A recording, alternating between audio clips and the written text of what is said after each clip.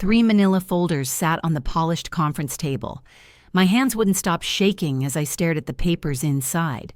Folder 1 showed $180,000 in investment losses. Folder 2 contained home equity loan documents totaling $315,000. Folder 3 made my stomach drop. Credit applications with my signature, except I never signed them. Sterling Okafor's voice dropped to almost a whisper. Every Friday at 2:00 p.m. for 25 years, your husband went to First Pacific Bank, not to deposit money, Meredith, to restructure the debt he'd been hiding from you since 2013. I picked up one of the credit applications. The signature looked exactly like mine. The little flourish on the M, the way the tail of the Y curved back. Perfect. Too perfect. That's my signature, I said. My voice sounded strange, distant, but I didn't sign these. Sterling slid folder 3 closer to me. I know. The paper rustled as I flipped through page after page. Macy's, Nordstrom, Bank of America, Chase, Discover, 8 credit card applications, all with my name, all with that perfect signature, all dated when I was at work at the library, shelving books, helping children find stories about dragons and princesses, completely unaware that my husband was stealing my identity. The sound of those folders sliding across the table replays in my mind even now. That soft whoosh of paper on wood. That was the sound of my entire life collapsing. Welcome to my channel. Every day, I share life stories that touch the heart, challenge the mind, and remind us we're not alone. If you enjoy stories that stay with you long after they end, I'd truly appreciate it if you subscribed and liked this video. Your support means more than you know. Now, let's dive back into today's story. And trust me, if you stay with me until the end, you'll feel every moment. I'm Meredith Blackwell. I'm 66 years old. I'm a retired elementary school librarian in San Diego, California. 3 weeks before that moment in Sterling's office, I stood at my husband Roger's funeral, September 19, 2024. Heart attack at 68. Everyone said what a shock it was, what a good man he'd been, how suddenly it happened. I stood there in my black dress accepting condolences, and I felt something I couldn't understand. Not grief. Not exactly. Relief. Something inside me had lifted like a weight I didn't know I'd been carrying finally fell away. What kind of wife feels relief at her own husband's funeral? I couldn't cry. Denise, my daughter, sobbed into my shoulder. Russell, my son, stood stoic and silent. But me? I felt calm, eerily calm, and I hated myself for it. Have you ever felt relief when you should feel grief? Tell me in the comments. I need to know I'm not crazy. 9 days after the funeral, a letter arrived from First Pacific Bank. Something about an unclaimed safe deposit box. Box number 447. I didn't even know Roger had a safe deposit box. I found the key in his navy blazer pocket, the one he wore every Friday without fail. A small brass key with a red tag, FPB 447. That's when I called Sterling Okafor, Roger's estate attorney. Actually, that's when I discovered Roger even had an estate attorney, which was another surprise. Apparently, my husband had a whole professional life I knew nothing about. Sterling's voice crackled through my phone speaker now. Mrs. Blackwell, we need to run a credit report today. I heard him typing, fast, urgent clicks on his laptop keyboard. I don't understand, I said. What does my credit have to do with Roger's investments? The printer in his office whirred to life. I could hear it through the phone. That mechanical grinding sound, pages spitting out one after another. Sterling's chair creaked. Meredith, I need you to sit down. I'm already sitting. Then hold on to something. 30 minutes later, Sterling handed me 8 pages. My credit report. I'd never seen my own credit report before. Roger always said he monitored it. He was an accountant, after all. He handled all that financial stuff. 8 accounts, Sterling said.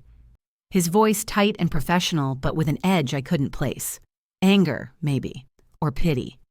Macy's, Nordstrom, Bank of America, Chase, Discover, Wells Fargo, Citi, Capital One, all opened between February 2019 and June 2023. Do you recognize any of these? I scanned the list. The addresses weren't mine. P.O. boxes and zip codes I'd never lived in, credit limits totaling $78,000, current balances $43,000. None of them, I whispered. My throat felt tight. Not a single one. Then we have a case for identity theft. Sterling paused. His fingers drummed once on the desk. A single tap I heard clearly in the silent room. But Meredith, this is going to get worse before it gets better. I looked up at him. Worse how? He opened his laptop and turned it toward me. Roger's brokerage account, the one he showed me statements from every month.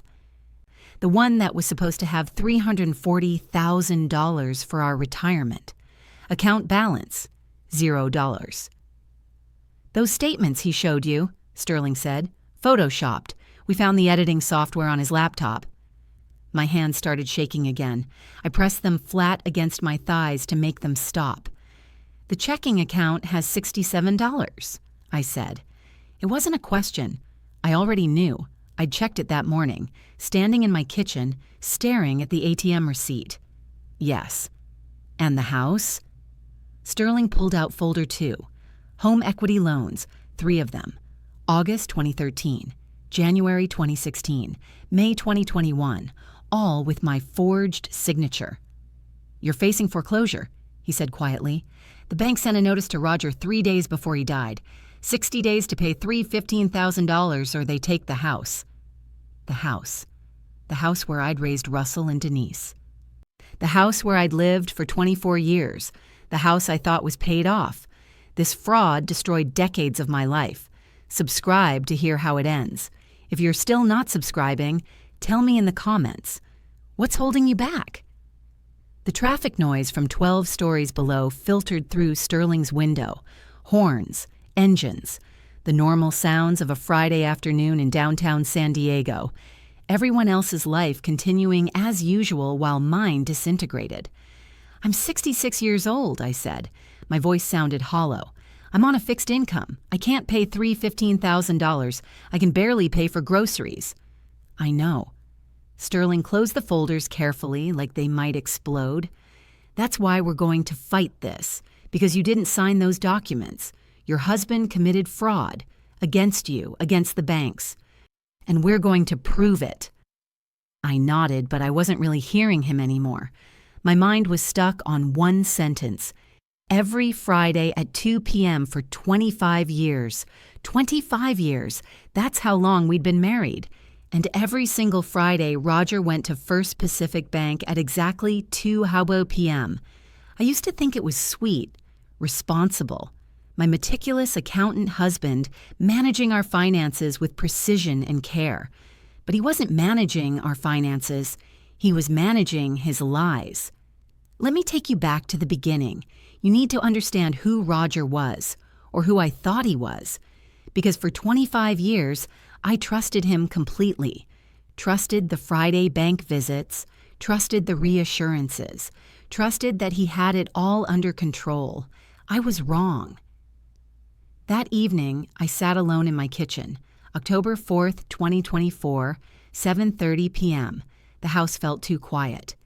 Roger's absence was everywhere. The empty chair across from me, the coffee mug he'd never use again, the crossword puzzle from 3 weeks ago still half finished on the counter. I pulled out our wedding album. The leather cover was worn at the edges. June 12th, 1999. I opened to the photo of us cutting the cake. Roger in his gray suit, me in my mother's vintage dress, both of us smiling, so young, so certain about our future together. Who was he really? The man in this photo or the man who forged my name 8 times? Pages turned under my fingers. Our honeymoon in Monterey, Russell's birth in 2000, Denise's first birthday, Roger at his office surrounded by filing cabinets and spreadsheets looking proud and professional, the accountant, the provider, the man who handled everything. I met Roger at a library fundraiser in April 1998. He was the volunteer treasurer, organizing the event finances with color-coded spreadsheets and perfectly aligned columns. I thought his attention to detail was charming. I didn't know that same attention to detail would one day be used to destroy me. Roger and I met at a Point Loma Library fundraiser in April 1998. I was coordinating the book sale, and he volunteered to handle the finances. He showed up with color-coded spreadsheets and receipt envelopes organized by category. Most people would find that boring. I found it charming. We dated for a year. He took me to quiet restaurants where we could actually talk. He listened when I told him about the kids at the library, the ones who couldn't afford to buy books but devoured every story they could find. He said he wanted to make enough money so we could sponsor reading programs together. We got married June 12, 1999. Small ceremony, close friends and family. My mother cried. His parents gave us their blessing. It was simple and perfect. The first 3 years were wonderful. We bought a house in Claremont. Nothing fancy, but it was ours. Roger worked at Horizon Biotech as a senior accountant. Stable, respected. He'd come home and tell me about his day, about the quarterly reports he was preparing, about his coworkers. Normal married life. Russell was born in April 2000. Denise in September 2002. Roger was a good father, patient, present, involved. He changed diapers at 2 a.m. without complaint. He built bookshelves for the nursery. He read bedtime stories in funny voices that made the kids giggle. Early on, we established a pattern. Roger handled the finances. I handled the books and the kids and the house. He said it just made sense. He was an accountant, after all. Why would I waste time learning portfolio management when he already knew it? "Don't worry about finances, Mur," he'd say, his voice warm and reassuring. "That's what I'm good at. You focus on the library and the kids. I've got everything else covered." And I believed him. God, I was such a fool. For 14 years, I believed him.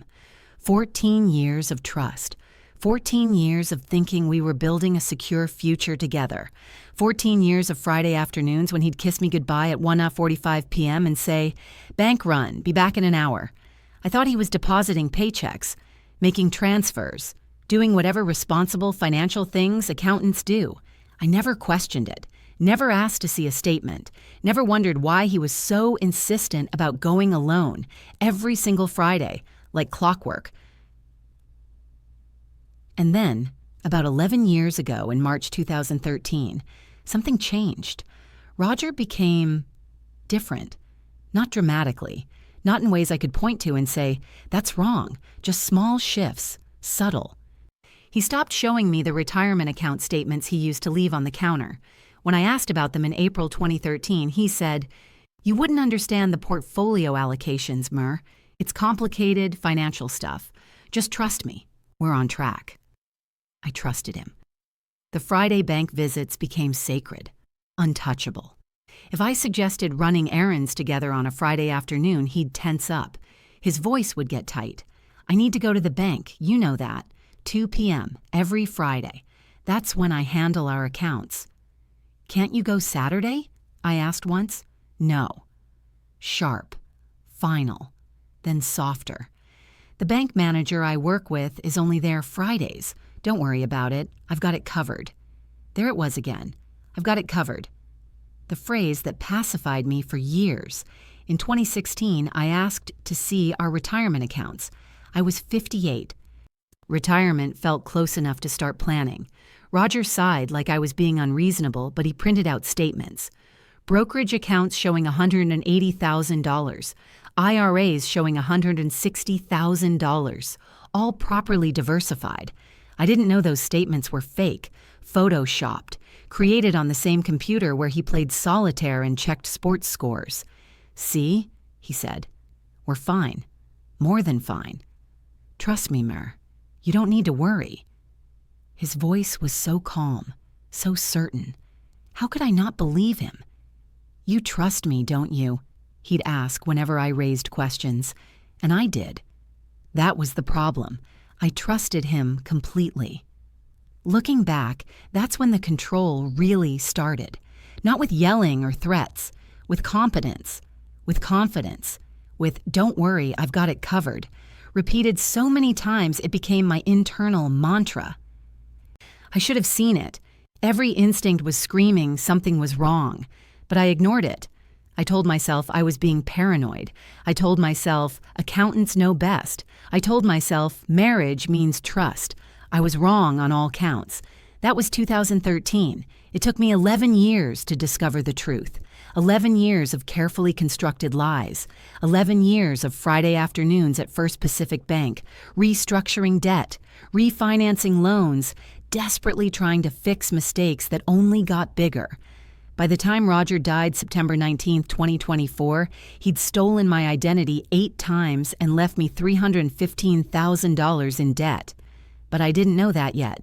4 days after sitting in Sterling's office, my phone rang at 11:20 a.m. Russell, calling from Seattle where he works as a software engineer. "Mom, the retirement account is empty." His voice was controlled, but I could hear something underneath. Urgency, maybe anger. "Zero balance. The statements Dad showed you were fake." My throat went tight. "That's impossible. We have $340,000 in that account. Roger showed me the statements every month." "I know what he showed you." I heard keyboard clicking in the background. Russell was at his computer, working while delivering news that was destroying my world. I tried to access the brokerage account to start the estate settlement. Account balance, 0. So I went through Dad's laptop. Mom, he had Photoshop installed, Adobe Creative Suite. I found the template files. He was fabricating those statements. The floor felt unsteady beneath me. I sat down hard on the kitchen chair. For how long? At least since 2018, maybe longer. More keyboard clicks. "We need to go through everything. Every single document he ever showed you. Bank statements, credit reports, insurance policies, everything." Russell's voice shifted, softer, more concerned. "Mom, are you okay?" I wasn't. My hands were shaking. My husband had been showing me fake financial statements for 6 years, minimum. Photoshopping account balances while I stood in the kitchen making dinner, completely oblivious. "I'll start going through his files," I said. My voice sounded strange, distant. "Do you need me to fly down?" "Not yet. Let me see what else I can find." After we hung up, I sat in the silence. The kitchen clock ticked. Somewhere outside, a neighbor's dog barked. Normal sounds for a Thursday morning, but nothing was normal anymore. 2 days later, October 10th, I stood in Roger's home office. He'd set it up in our spare bedroom 15 years ago. Filing cabinets, a desk, shelves full of accounting textbooks, and 3-ring binders. His workspace, his domain. I rarely went in there. He said he needed a quiet place to work. I respected that. God, I was such a fool. The filing cabinet in the corner had a lock. I'd never thought to question why. Now I pulled at the drawer, locked tight. I searched the desk. Top drawer, side drawers, underneath papers. Nothing. Then I ran my hand under the desk surface. My fingers touched something taped there, a small key. The lock clicked open. The drawer slid on metal runners, that distinctive sound of a well-maintained filing cabinet. Inside were folders, dozens of them. The first one I pulled out was Roger's personal calendar. Not the family calendar hanging in the kitchen where we marked dentist appointments and school events. This was different. A daily planner spanning 25 years. Every Friday had the same notation in Roger's precise handwriting. FPB 2 p.m. Every single Friday, June 1999 through September 2024. 25 years of 2 p.m. Friday appointments at First Pacific Bank. I flipped through page after page. The handwriting was always neat, always consistent. Roger was nothing if not organized. Even his fraud was meticulous. Underneath the calendar were letters, bank correspondence dating back to August 2013, loan restructuring notices, past due warnings, settlement offers, all addressed to Roger, all showing our home address. How had I never seen these? Then I remembered. Roger always got the mail. Always. He'd come in from work, kiss me hello, and immediately check the mailbox. I thought he was being helpful. He was hiding evidence. Have you ever discovered something about someone you loved that made you question everything? Tell me in the comments. My cell phone vibrated on the desk, an unknown number. I let it go to voicemail. It was the third call from an unknown number that day. Later, I'd learned they were creditors, collection agencies, all looking for Roger Blackwell, or more accurately, looking for the money he owed them. 5 days later, October 15th, I found another envelope in my mailbox. First Pacific Bank logo in the corner, official, heavy paper. I tore it open standing in my kitchen. Dear Mrs. Blackwell, our records indicate safe deposit box. Number 447 remains unclaimed following the death of Mr. Roger Blackwell. This box contains urgent documents regarding your accounts. Please contact our office to schedule an appointment to access the box. My heart started pounding. What documents? What accounts? I called Sterling immediately. His assistant put me through. I got a letter about a safe deposit box, I said. Roger never told me he had one. Sterling's voice was calm, professional. Don't open that box alone. I'm coming with you. How's Wednesday afternoon? 2 p.m. What could be in there? He paused. I could hear him breathing, choosing his words carefully. Mrs. Blackwell, in my experience, when a bank says urgent documents, it's never good news. That's when I knew. Whatever was in that box would change everything.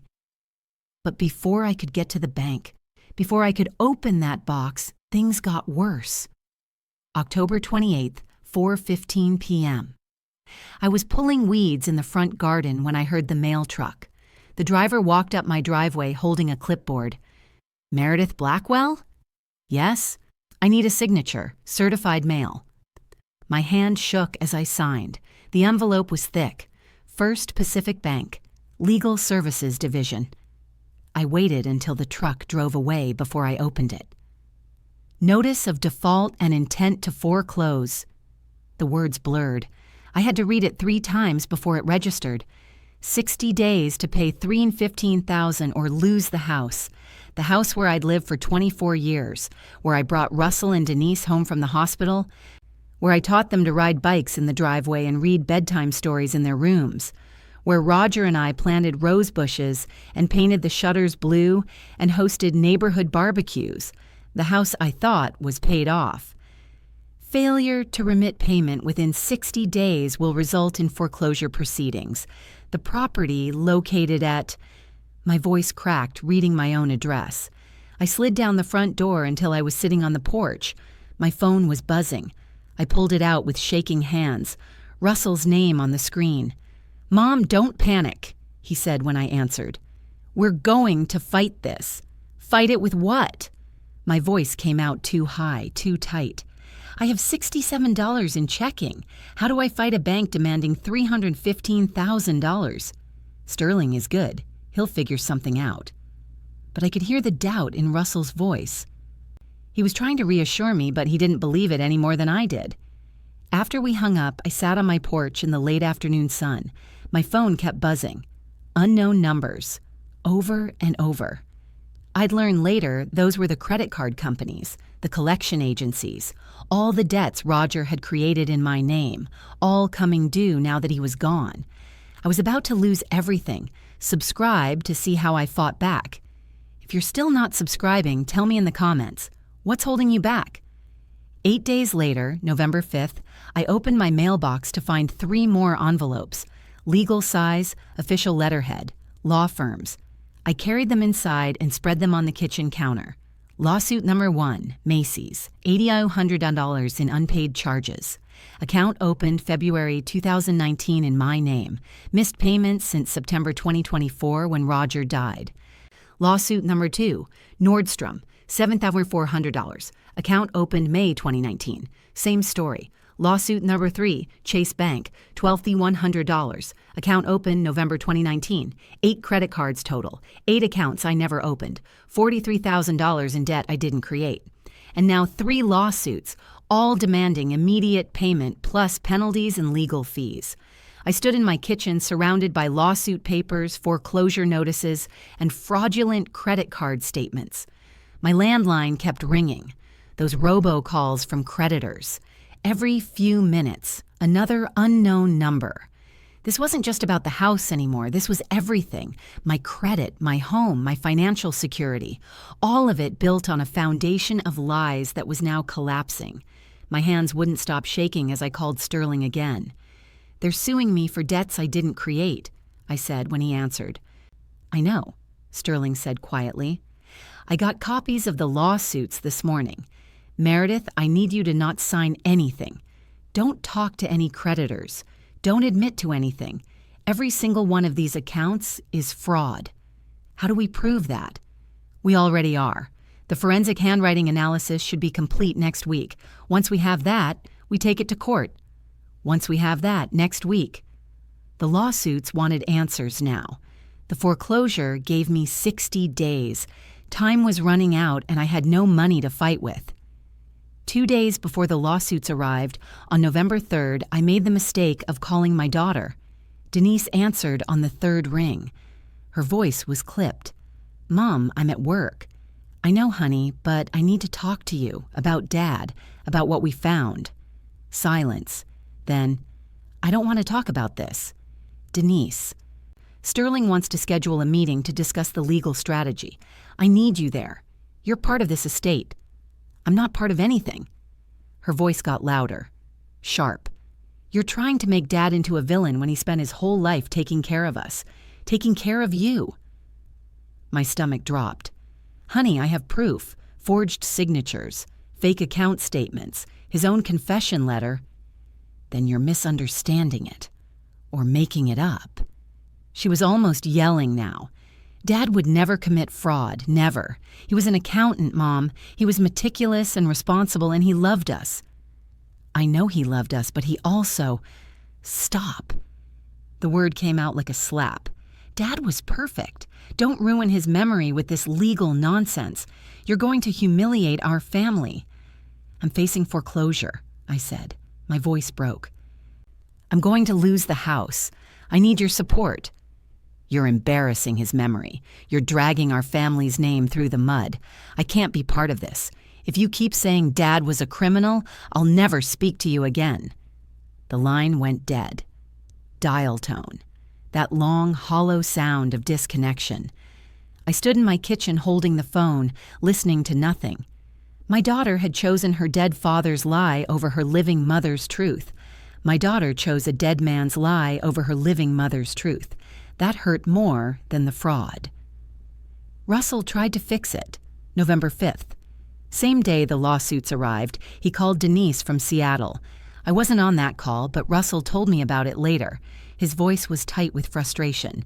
"I showed her everything," he said.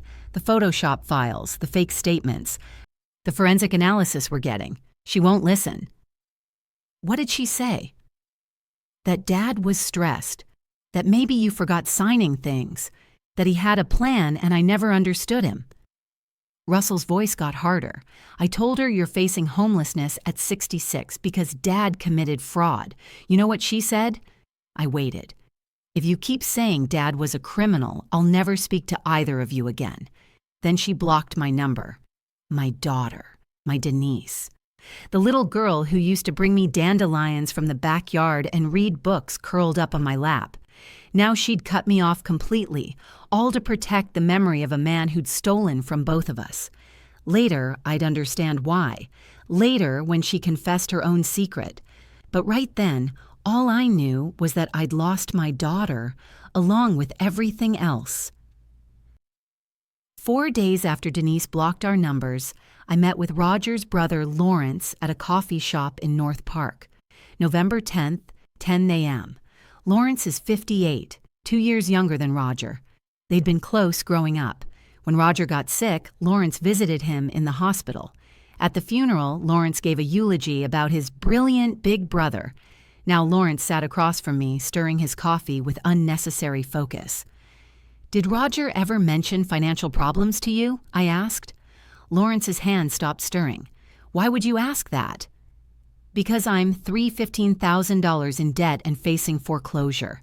Because Roger forged my signature on 8 credit card applications. Because he committed identity theft against me for 11 years. My voice was calm. Too calm. So I'm asking everyone who knew him, did he ever say anything? Lawrence set down his spoon. The clink against the saucer was loud in the coffee shop. He mentioned something once. Lawrence's voice was quiet, guilty. September 2021. We were having lunch and he said he was in a financial tight spot. But he made me promise not to tell you. He said, "Don't tell Meredith. I'll fix it." My blood ran cold. You knew. I didn't know it was fraud. You knew he was in trouble and you never told me. It wasn't my place to interfere in your marriage. Lawrence's voice got defensive. What was I supposed to do? Break his confidence? You were supposed to tell me my husband was committing fraud. I thought he'd made some bad investments. I didn't know he'd... I stood up. My chair scraped against the tile floor, cutting him off. You let me walk around for 3 more years thinking we were secure, thinking we were fine, while Roger was stealing my identity and drowning in debt. I grabbed my purse. You chose his comfort over my safety, just like everyone else. I left him sitting there with his coffee and his guilt. Looking back now, I see how many people chose Roger's comfort over my safety, even when he was destroying me. October 19th, 2024, 2 p.m. Sterling and I walked into First Pacific Bank's private viewing room on the 3rd floor. The bank manager, a middle-aged man in a press suit, set safe deposit box 447 on the table between us. "Take all the time you need," he said. "I'll be outside if you need anything." The door clicked shut. We were alone with whatever Roger had hidden for 25 years. Sterling inserted the second key. The lock turned with a soft click. The box lid lifted. 3 manila folders. That's all. 3 folders sitting in an otherwise empty metal box. My hands were shaking. I reached for the nearest folder, but Sterling touched my arm. "Let me go first." He pulled out folder 1. The label read, "Investment Records 2013-2018" in Roger's precise handwriting.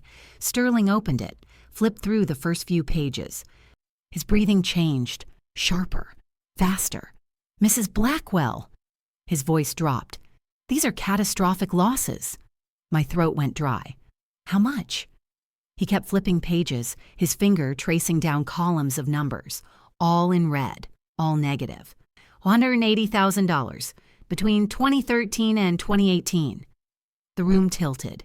That's impossible. It's documented. Stock purchase records, brokerage statements, all legitimate accounts. He invested $200,000 in speculative tech stocks starting in August 2013. Sterling's pen tapped the paper as he calculated. By June 2018, the portfolio was worth $20,000. He lost $180,000. I heard the words but couldn't process them. $180,000. Gone. Where did he get $200,000 to invest? My voice sounded hollow. Sterling reached for folder 2. His jaw tightened. That's what I'm afraid to find out. Folder 2 was thicker. Heavier paper, loan documents, the kind with embossed seals and multiple signature pages. Home Equity Loan Agreement, read the first document. August 14, 2013. Loan amount $95,000. My signature at the bottom, except I never signed it. Sterling pulled out the second document. Home Equity Line of Credit. January 12, 2016. $120,000. Another signature. Another forgery. Third document. May 22, 2021. $100,000. Total $315,000 in home equity loans, Sterling said. His voice was professional, controlled, but I could hear the anger underneath. All signed with your forged signature. He pulled my driver's license from my purse and held it next to the loan documents. Look at these. The signatures are nearly perfect. He traced them. Probably used a light box. See how the pressure is uneven? That's hesitation, the sign of forgery. I never signed these. My voice was shaking. I never even saw these. I know. Sterling checked the dates again. Look at the signature dates. August 14, 2013. That was a Wednesday. You were at work. He was right. I would have been at the library, shelving books, helping students, completely unaware my husband was forging my signature at a bank downtown. January 12th, 2016. Friday, but 10 a.m. You didn't usually work Fridays, but January was inventory season. You would have been at the library doing annual counts. I remembered that. We spent 2 weeks every January counting every book in the collection. Roger knew that. He'd planned around my schedule. May 22, 2021, Saturday, 11 a.m. Where were you? Denise's baby shower. The memory was crystal clear. I was at her friend's house in Encinitas all day. Sterling nodded grimly. He timed this deliberately. Every forgery happened when he knew you had an alibi for being somewhere else. How did the bank not catch this? Sterling's pen tapped the desk. That's exactly what we're going to ask in court. Folder 3 felt lighter, but what it contained was worse. 8 credit card applications, perfectly aligned in the folder, organized by date. Always organized. That was Roger. Macy's, February 14th, 2019. Credit limit, $10,000. Nordstrom, May 23rd, 2019. Credit limit, $8,500. Bank of America. August 9th, 2019. Credit limit, $12,000. Chase, November 1st, 2019. Credit limit, $15,000. Discover, March 18th, 2020. Credit limit, $8,000. Wells Fargo, July 12th, 2021. Credit limit, $10,000. Citi, January 8, 2022. Credit limit, $7,000. Capital One, June 16, 2023. Credit limit, $7,500. Total credit extended $78,000. Sterling said, his phone camera clicking as he photographed each application. Current balances, $43,000. I stared at the applications. Each one had an address I'd never lived at. P.O. boxes and zip codes across San Diego County. This took planning, Sterling said. His voice was tight. Years of planning. Look, he opened P.O. boxes to receive the cards. Box 2847 in Mission Valley. Box 931 in Claremont. Box 445 in La Jolla. He paid for these boxes monthly so the statements would never come to your house. 8 times. He stole my identity 8 times. Each application had my signature. Perfect forgeries. The little flourish on the M, the curved tail on the Y. All traced with painstaking precision by a man who'd spent 40 years perfecting attention to detail. This isn't desperation, Sterling continued. This is systematic, premeditated identity theft. He paid minimums on all these accounts for years, just enough to keep them active and avoid detection. My hands were fists now. The shock was burning away, replaced by something else. Anger. Cold, focused anger. We can prove every single one is fraud, Sterling said. The question is, can we prove the bank knew? I stood up. My chair scraped against the floor, loud in the small room. I started pacing. I want them held accountable, I said. My voice was different now, harder. All of them. The bank that accepted these loans without verifying my identity. The credit card companies that opened accounts at P.O. boxes. Every institution that made this possible. Sterling's phone was ringing. He glanced at it, then silenced it. Then that's what we'll do. I didn't know it then, but that folder held more than fraud. It held my weapon for the courtroom. At the bottom of folder 3, underneath the 8th credit card application, was a single piece of paper, folded in half. Different texture, personal stationery, not legal documents. I unfolded it. Roger's handwriting, dated September 10th, 2024, 9 days before he died. Is that, Sterling started, a confession letter? My voice was barely above a whisper. I read it aloud. My voice started strong, then cracked, then hardened again. Meredith, I made a terrible investment in 2013, lost $180,000 trying to catch up to the partners at my firm who seemed to make money so easily. I couldn't tell you I'd failed after 40 years as an accountant. How could I admit I'd lost everything? I thought I could fix it with the home equity loan. One loan, one chance to earn it back. But the market kept falling, and I kept losing. Every loan was supposed to be the last one. Every Friday, I went to the bank at 2 p.m. believing this would be the week I'd turn it around. By 2019, I was drowning. That's when I crossed the line I can never uncross. I became someone I don't recognize, a man who stole his wife's identity to hide his shame. I opened credit cards in your name. I told myself it was temporary. I told myself I'd pay them off before you ever knew. But the debt kept growing and I kept sinking. Meredith, I'm sorry isn't enough. Those words are meaningless now. But you need to know one thing. You didn't know. You couldn't have known. I made sure of that. I timed every signature for when you were gone. I rerouted every statement. I fabricated evidence of security that never existed. You trusted me because I earned that trust over 26 years, and I betrayed it. I'm leaving this letter in the safe deposit box because I'm a coward. I should tell you in person. I should face your anger and your hurt, but I can't. I'm sorry. Roger. Silence filled the room when I finished. Sterling didn't speak. I could hear him breathing, waiting. I folded the letter carefully. My hands weren't shaking anymore. He knew he was dying. My voice was cold now. He had 9 days to tell me in person, 9 days to look me in the eye and confess.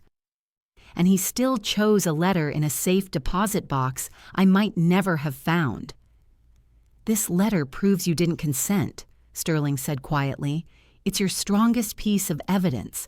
His own words admitting to identity theft, forgery, and systematic fraud. I nodded. I understood the legal significance, but all I could think was, 26 years of marriage, and he couldn't give me the truth to my face. 3 folders. That's all it took to destroy 25 years of trust. Have you ever opened something that changed your life forever?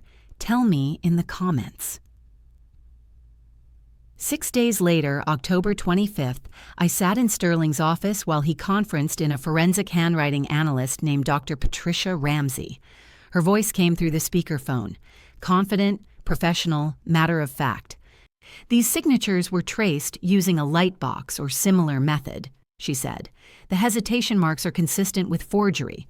Look at the signature on the August 2013 loan document. See how the pen pressure varies mid-stroke? That's someone carefully following traced lines. A genuine signature is fluid. These are mechanical. Can you testify to that in court? Sterling asked, typing notes on his laptop. Absolutely. This is one of the clearest cases I've seen. I can provide a full forensic analysis with microscopic imaging showing the hesitation patterns, ink density variations, and structural inconsistencies. My pen was tapping nervously on Sterling's desk. What about the notary stamps? Sterling pulled out copies of the loan documents. I'm having those analyzed separately. If those stamps are fraudulent, if Roger paid someone to notarize without your presence, then the bank is liable for accepting invalid documents. When will we know? I asked. November 20th. Analysis complete. Expert reports filed with the court. Your hearing is November 29th. Dr. Ramsey's voice came through again. Mrs. Blackwell, I want you to know you didn't miss anything. These forgeries would have fooled most people. Your husband was skilled.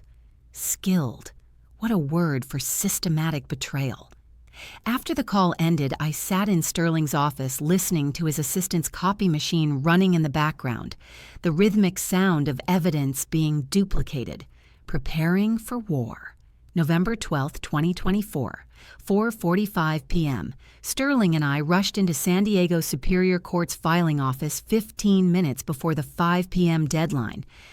The clerk took Sterling's emergency motion, 47 pages of evidence, expert reports, and legal arguments requesting an immediate halt to foreclosure proceedings. The stamp came down, hard, official, final. Emergency motion filed, case number 24, CV4782. Hearing scheduled November 29, 2024, at 9:00 a.m. Judge Lydia Carmichael presiding. Sterling's briefcase snapped shut. Now we wait for the bank's response. They have 5 days. They'll argue community property, that you're liable for your spouse's debts. We walked out of the courthouse into late afternoon traffic. Sirens wailed somewhere downtown. Car horns. The normal sounds of a Friday evening. Can they win? I asked. Not with this evidence. Sterling's voice was certain. But they'll try. They'll claim you should have known. They'll argue you were willfully blind. They'll try to paint Roger as a devoted husband who made mistakes and you as a wife who ignored warning signs. There were no warning signs, I said. My voice was sharp. He made sure of that. I know. That's what we'll prove. 17 days. That's all I had to prepare to fight for my home, my name, my life. 17 days to undo 11 years of fraud. The bank filed their response on November 15th. Sterling called me that evening. They're not backing down, he said. They're claiming the loans are valid regardless of the forged signatures because of California community property law. They're arguing you benefited from the loans and therefore you're liable. I never saw a penny of that money. I know. That's why we're going to court. November 15th, 2024. Sterling called me into his office at 9:30 a.m. The bank filed their response. He slid a thick document across his desk. Official letterhead, First Pacific Bank, Legal Services Division, Attorney Lauren Whitmore. I picked it up. The paper felt heavy, expensive. Sterling's voice was tight. They're arguing community property. Listen to this. He read aloud from page 3. Mrs. Blackwell resided in the home secured by said loans and enjoyed the benefits thereof. California community property law establishes joint liability, regardless of individual knowledge or consent. My stomach dropped. I never enjoyed any benefits. I didn't even know the loans existed. That's exactly what you'll testify. Sterling's pen tapped the document. They're also claiming you should have known about the financial situation, that you were willfully blind to obvious warning signs. There were no warning signs, I said. My voice came out sharp. Roger made sure of that. I know. Sterling pulled out a legal pad and started writing. That's our defense. Naivety isn't consent. Trust isn't consent. They want to make you liable for fraud you didn't commit. We're going to prove that's not how the law works. Outside his office, I could hear his paralegal on the phone with another client. Normal legal work, but nothing about my situation felt normal. Can they win? I asked. Sterling's pen stopped moving. Not with the evidence we have, but they're going to try. 1 week before the hearing, November 22nd, Sterling set up a practice session in his conference room. Russell joined via video call from Seattle, his face on the large monitor at the head of the table. They'll ask you questions designed to make you look complicit, Sterling said. His voice was calm but serious. You need to stay calm and tell the truth. That's your strongest weapon. He paced in front of the whiteboard where he'd written key points in blue marker. Let's practice. They'll ask, didn't you wonder where the money came from?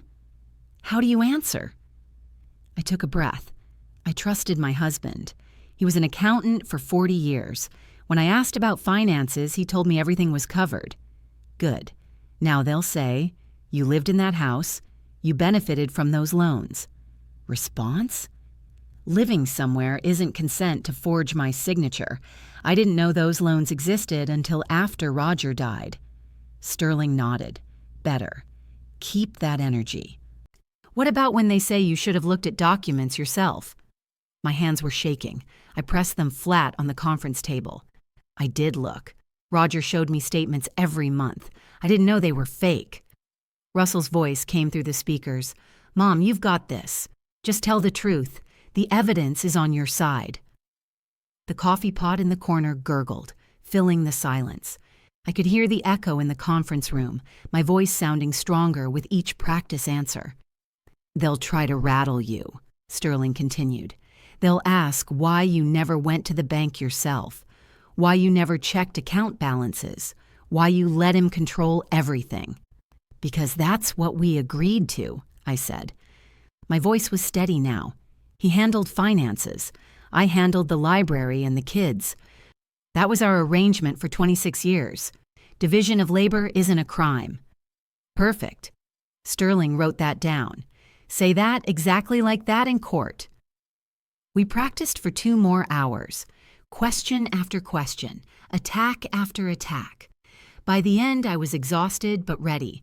The courtroom showdown was next. Subscribe to see justice happen. If you're still not subscribing, tell me in the comments. What's holding you back?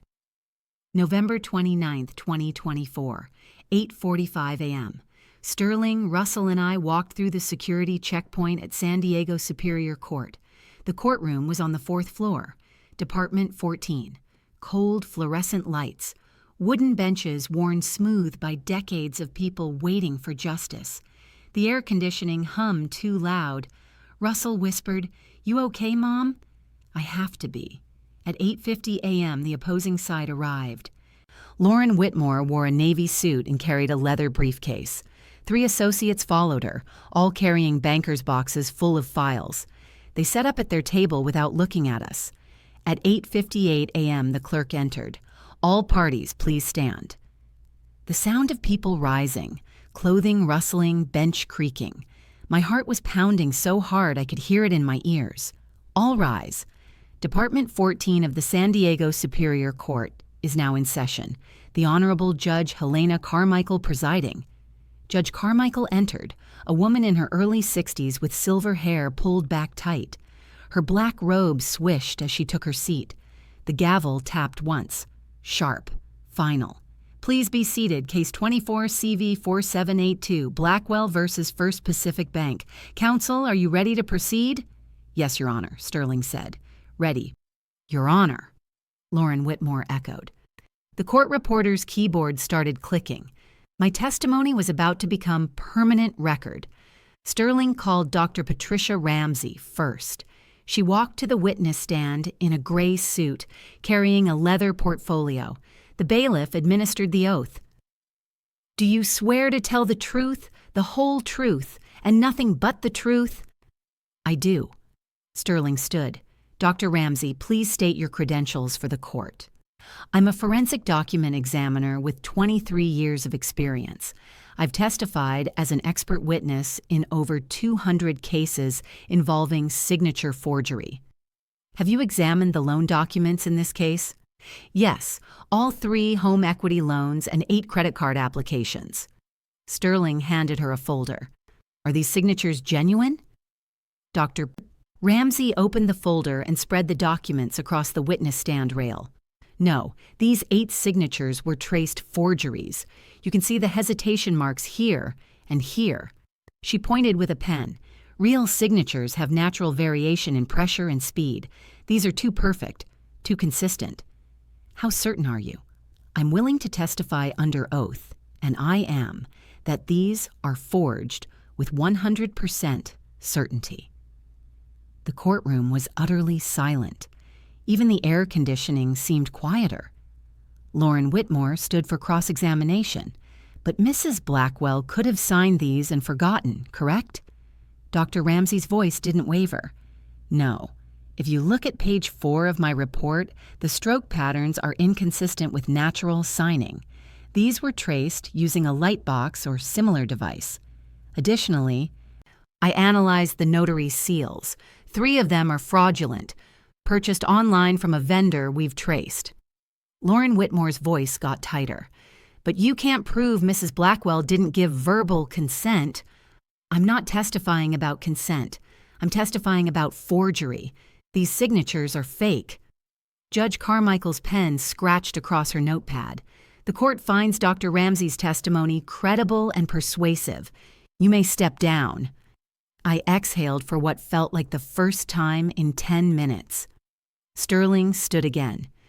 "Your Honor, I'd like to enter Defense Exhibit D, a letter written by Roger Blackwell 9 days before his death." "Proceed?" Sterling carried the letter to the judge first. She read it silently, her expression unchanging. Then she nodded. "You may read it aloud for the record." Sterling returned to our table. His voice was steady, but I could hear the emotion underneath. "Meredith, I made a terrible investment in 2013, lost $180,000 trying to catch up to the partners at my firm who seemed to make money so easily. I couldn't tell you I'd failed after 40 years as an accountant. How could I admit I'd lost everything? I thought I could fix it with the home equity loan, one chance to earn it back. But the market kept falling and I kept losing. Every loan was supposed to be the last one. Every Friday, I went to the bank at 2 p.m. believing this would be the week I'd turn it around. By 2019, I was drowning. That's when I crossed the line I can never uncross. I became someone I don't recognize, a man who stole his wife's identity to hide his shame. I opened credit cards in your name. I told myself it was temporary. I told myself I'd pay them off before you ever knew. But the debt kept growing and I kept sinking. Meredith, I'm sorry isn't enough. Those words are meaningless now. But you need to know one thing. You didn't know. You couldn't have known. I made sure of that. My eyes burned. Russell's hand found my shoulder. Judge Carmichael set down her pen. Mrs. Whitmore, this letter clearly states Mrs. Blackwell had no knowledge of these transactions. Do you have evidence contradicting this? Lauren Whitmore stood. Her voice was defensive now. The community property statute doesn't require knowledge, Your Honor. It establishes joint liability for marital debts. It requires consent, Judge Carmichael said. Her voice was sharp. Keep going, Mr. Okafor. At 10:28 a.m., the courtroom door opened. Everyone turned. Denise stood in the doorway. Her heels clicked on the floor as she walked down the center aisle. My breath caught. She hadn't spoken to me in 3 weeks. Your Honor, Denise's voice was shaking. I need to say something. May I approach? Judge Carmichael studied her. State your name and relationship to the parties. Denise Blackwell. I'm Meredith's daughter. Roger Blackwell was my father. Proceed. Denise's voice broke. My father opened 2 credit cards in my name in May 2019, Macy's and Nordstrom. I'm $28,000 in debt I didn't create. I've been hiding it because I was ashamed, because admitting it meant admitting my father was a criminal. Denise, I whispered. She turned to me, tears streaming down her face. I've been angry at you, Mom, because seeing you fight this means admitting Dad did it to me, too. I've been protecting his memory because I couldn't face the truth, but you deserve to know. We were both victims. The courtroom was silent. Someone in the gallery cleared their throat. Judge Carmichael's voice softened slightly. Do you have documentation of these fraudulent accounts? Yes, Your Honor. Denise handed papers to the clerk. Sterling stood. Your Honor, this establishes a pattern of systematic identity theft against multiple family members. This wasn't a single mistake. This was calculated fraud. In that moment, I didn't just get my daughter back. I got proof that Roger's lies destroyed more than my life. At 11 a.m., Judge Carmichael called me to the stand. My legs felt weak walking to the witness box. The bailiff held out the Bible. Do you swear to tell the truth, the whole truth, and nothing but the truth? I do. Sterling approached. Mrs. Blackwell, did you sign the home equity loan documents filed with First Pacific Bank? No, I never saw them until October 19th of this year. Did you open the 8 credit card accounts in your name? No, I learned they existed when my attorney ran my credit report after my husband died. Did you know about your husband's investment losses? No, he told me our retirement accounts had $340,000. I saw statements every month showing that balance. I didn't know they were fake. Sterling nodded. Thank you. Your witness, Ms. Whitmore. Lauren Whitmore stood. Her voice was professional but pointed. Mrs. Blackwell, you lived in the house these loans secured, didn't you? Yes, I lived in my home for 24 years. So you benefited from these loans. Correct? My voice stayed steady. I lived in my home. I didn't benefit from fraud I didn't know about. But didn't you ever wonder where money came from? Didn't you ask questions? I trusted my husband. My voice was getting stronger. He was an accountant for 40 years. When I asked about finances, he said, "Don't worry, I've got it covered." I believed him because that's what 25 years of marriage taught me to do. But surely you saw statements, bills, financial documents. He controlled all finances. He showed me fabricated statements. He timed loan signings for when I was at work. He created P.O. boxes so I wouldn't see credit card bills. He was meticulous in his deception. And yes, I was naive. But naivety isn't a crime. What my husband did was... The courtroom was silent. Sterling stood for redirect. Mrs. Blackwell, if you had known about these loans, would you have consented? Never. Not in a million years. Thank you. Nothing further. Judge Carmichael's gavel struck once. This court will recess for deliberation. I'll have a decision in 45 minutes. 45 minutes felt like hours. Sterling and I sat in the hallway outside Department 14, San Diego Superior Court. Russell paced back and forth, his footsteps echoing off the marble floor. Denise sat 2 benches away, her hands folded in her lap, staring at nothing. My stomach was in knots. My hands wouldn't stop shaking. At 11:43 a.m., the bailiff opened the courtroom doors. Judge Carmichael is ready with her ruling. We filed back in. The wooden benches creaked as everyone took their seats. I heard the court reporter's fingers hovering over her keyboard, waiting. The fluorescent lights hummed overhead. Someone in the back row coughed. Sterling squeezed my hand once. Whatever happens, we fought well. Judge Carmichael entered through her chamber door. Her black robe swished as she took her seat. The gavel tapped once, that sharp crack of wood on wood that made my heart jump. "I've reviewed the evidence presented today," she began. Her voice was clear, authoritative, filling the courtroom. This court finds clear and convincing evidence of systematic identity theft and forgery perpetrated by Roger Blackwell against his wife, Meredith Blackwell. My breath caught. I couldn't breathe. My chest felt tight. The forensic testimony establishes beyond doubt that the signatures on all loan documents and credit applications were forged. The handwriting analysis submitted by Dr. Patricia Ramsey shows hesitation marks, pressure inconsistencies, and tracing patterns consistent with deliberate forgery. I heard every word, but they felt distant, like I was underwater. Judge Carmichael continued. The confession letter, written by Mr. I. Blackwell 9 days before his death, explicitly states Mrs. Blackwell had no knowledge of these transactions. His own words, "You didn't know. You couldn't have known. I made sure of that." She looked directly at me. Our eyes met. "Mrs. Blackwell, California law is clear. Consent requires knowledge. You cannot consent to something you don't know exists. The loans entered into by Roger Blackwell using forged signatures are void ab initio, void from the beginning." Sterling's hand found my shoulder. I felt his grip tighten.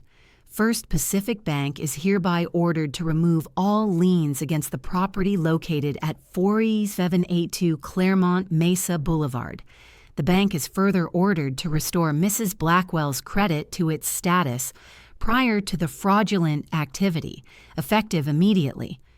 The words washed over me. Liens removed. Credit restored. Judge Carmichael turned to Lauren Whitmore, the bank's attorney. Does First Pacific Bank have any evidence Mrs. Blackwell knew about or consented to these loans? Lauren Whitmore stood slowly. Her voice was quiet, defeated. No, Your Honor. Then this matter is resolved.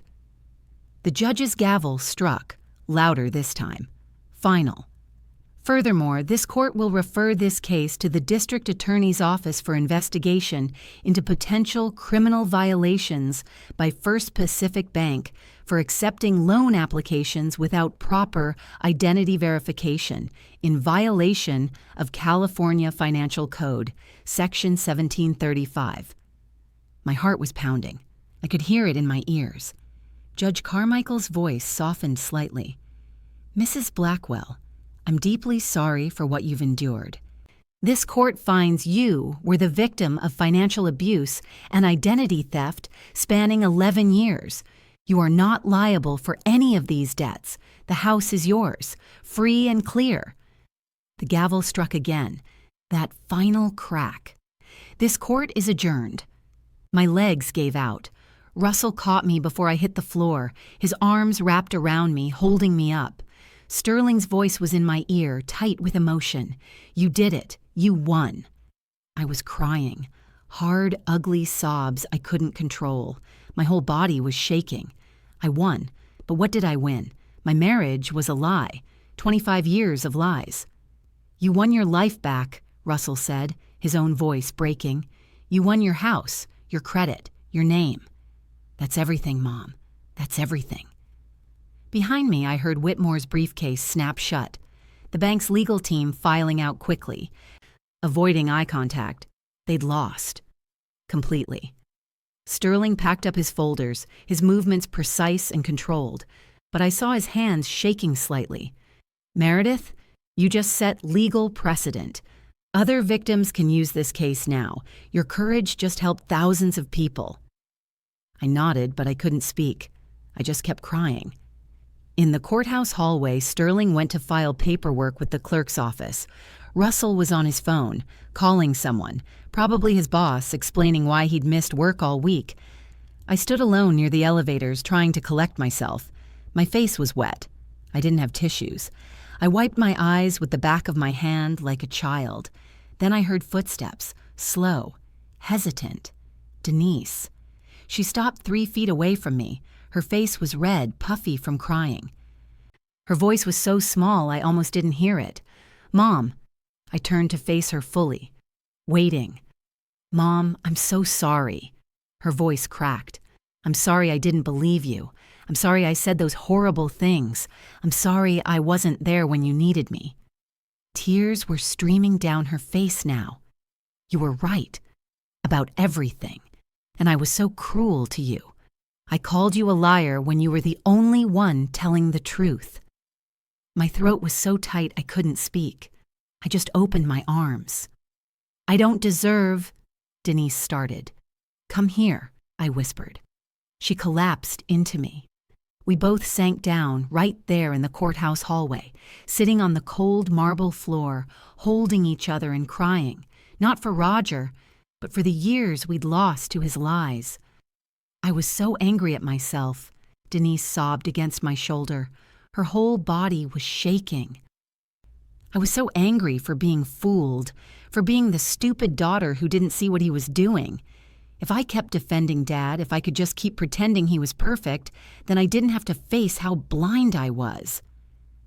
"Oh, honey." My hand was in her hair, stroking it the way I used to when she was little and had nightmares. We were both fooled by someone we loved. That's not stupidity. That's what he counted on. That's what made his lies work. "But I should have known."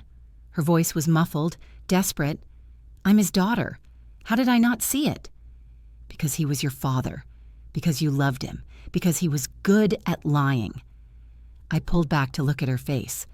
"Denise, listen to me. This is not your fault. None of this is your fault."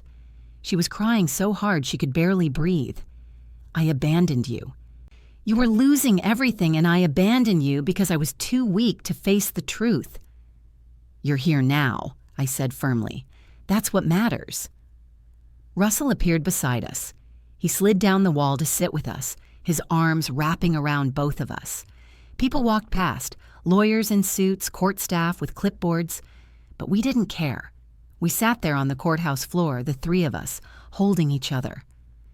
"I blamed you for ruining the family," Denise whispered. "But Dad ruined it, not you. Dad." "We're all victims here," Russell said quietly. His voice was thick.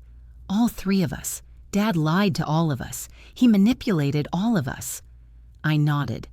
"And we're all survivors, too." Denise wiped her face with her sleeve. "Mom, can we do the credit counseling together? I don't want to face this alone anymore." "We'll face it together," I said. My voice was stronger now. "That's what families do. We face things together." Russell's voice was firm. Dad stole our security and our trust, but he didn't destroy our family. We won't let him." Denise looked at me, really looked at me. "Can you forgive me?" "I already have." I pulled her close again. "I already have, baby." That hug, right there on the courthouse floor with people walking past and Russell's arms around both of us, that meant more than the judge's ruling. I didn't just win my house back, I won my daughter back. 9 days later, December 8th, Denise and I met at a small bakery cafe in La Jolla. The espresso machine hissed in the background. Morning light streamed through the windows, making everything feel softer. "My therapist says I was trauma bonding with Dad's memory," Denise said, stirring her latte slowly. "Defending him meant I didn't have to face my own pain. If he was perfect, then what happened wasn't real." "Are you okay? Really?" I asked. She shrugged, her shoulders tight. "Some days, other days I'm so angry I can't breathe. Yesterday I threw my coffee mug across the kitchen because I found an old birthday card from him." I reached across the table and took her hand. "That's okay. Anger is okay. I keep expecting him to call," she said softly. "Friday afternoons, I think my phone's going to ring and it'll be Dad saying he's on his way home from the bank." Her voice broke. "Then I remember he's dead, and I remember why he was really at that bank." "I do the same thing," I admitted. "Friday at 2 p.m. comes and I think, Roger's going to the bank. Then it hits me all over again." The cafe door chimed as someone entered. We both looked up instinctively, then back at each other. "Can you grieve someone who hurt you this badly?" Denise asked. I wrapped my hands around my coffee cup. The warmth felt grounding. "I don't know, but I'm trying." "He was a good dad in some ways," Denise said quietly. "He taught me to ride a bike. He came to every school play. He was also a criminal who stole from his own family." She looked up at me. "Can both things be true?" "Both things are true," I said. "He was a loving father and a financial abuser. Those facts exist together. We don't have to choose one memory over the other." Denise nodded slowly, tears welling up again. "I'm learning that. It's hard." We sat in silence for a moment, comfortable silence. The kind we hadn't shared in months. "Same time next week?" I asked. "Yeah, same time next week." December 15th, Sterling's office. 2 p.m. "The bank has agreed to a $75,000 settlement for the credit damage and legal fees," Sterling said, sliding papers across his desk. "It's not enough for what you went through, but it's something." "It's more than I had 3 months ago." I picked up the pen. "I'll take it. Sign here for the settlement, and here for the lien release." Sterling pointed to each line. "And this makes the house yours, free and clear." I paused at the signature line. My hand hovered over the paper. "Sterling, I want to change my name back to Sullivan, my maiden name." He didn't miss a beat. "I understand completely. I'll file the petition today. I've been Meredith Blackwell for 25 years. My voice was steady. "But that name is tied to lies. Every time someone calls me Mrs. Blackwell, I hear his voice saying, 'Don't worry, I've got it covered.' I want to be myself again." "Then let's make you Meredith Sullivan again." I signed the final document. My last signature as Meredith Blackwell. The sound of the pen on paper felt definitive, final. 5 days later, I walked into Page Turner Books in Hillcrest. The owner, Mrs. Adelaide Fisher, was 72, with white hair and reading glasses on a chain. "You don't have to work, dear," she said, showing me the stockroom. "You won your case. Enjoy retirement." I ran my hand along a shelf of new arrivals. I need to do something that's mine, something I choose. For 25 years, Roger made every financial decision.